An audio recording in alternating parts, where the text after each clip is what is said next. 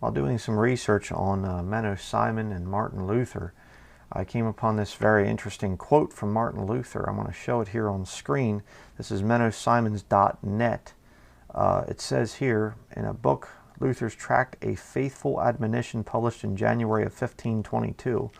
It says a bunch of things here, and then it says, Luther says further, therefore look upon the government, as long as they do not undertake anything and do not give a command, you should keep quiet with hand, mouth, and heart, and should not concern yourself about it. If you can persuade the government to proceed and give a command, you may do so.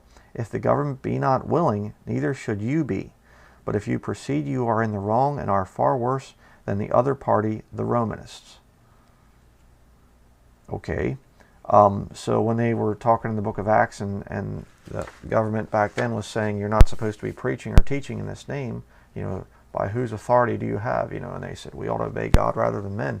I guess they were wrong for that, according to Martin Luther.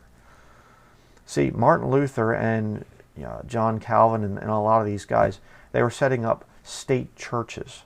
They weren't trying to get rid of the whole political religious organization of the Vatican. They were trying to make their own branches of it. And really, I think that those guys, you look into the thing and you have to wonder, are these guys just controlled opposition? Were they steam valves for the problems that the Vatican was having, where they could just, okay, well, we'll let people leave the Roman Catholic system and go over and become Lutheran or, under Calvin's system there, and they'll form their own little state churches that we can eventually bring back under our own authority, which is happening today. I tend to believe that way, that they were actually, working with the Vatican, not so much against the Vatican, because they really haven't created anything that much different than the Vatican itself. But just another little article here that I had a brother send me a week or so ago, I guess it was. I'll show this here as well. DHS, FEMA, and the EPA have taken over your church. This is Dave Hodges, The Common Sense Show. And I don't know, I can't endorse everything that the guy says or whatever. It's just an interesting article that he has here. But it goes down through here. I'm not going to read this whole article. I can provide the link for it. But it says, Maryland County pushes churches to preach environmentalism in exchange for tax credits.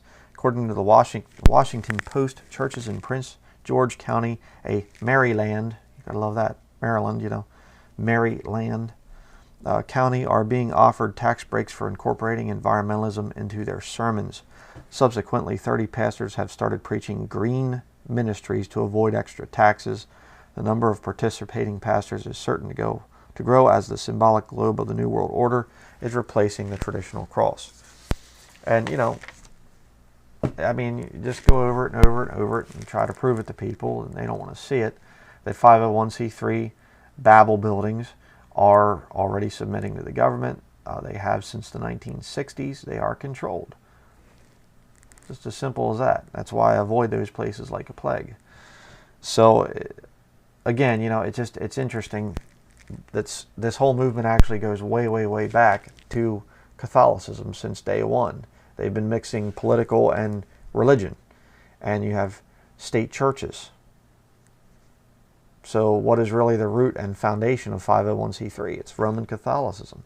Martin Luther was a Catholic priest, Catholic monk. Then he became a priest, and he was in all these different, Augustinians and things like this. And, he came out with his own church. It's just another form of Roman Catholicism. That's all it is. And these guys have the same philosophy. You should submit yourself to the state. And who does the state submit themselves to? The church. So, if you're still not convinced yet about this whole 501c3 thing, I don't know what to tell you.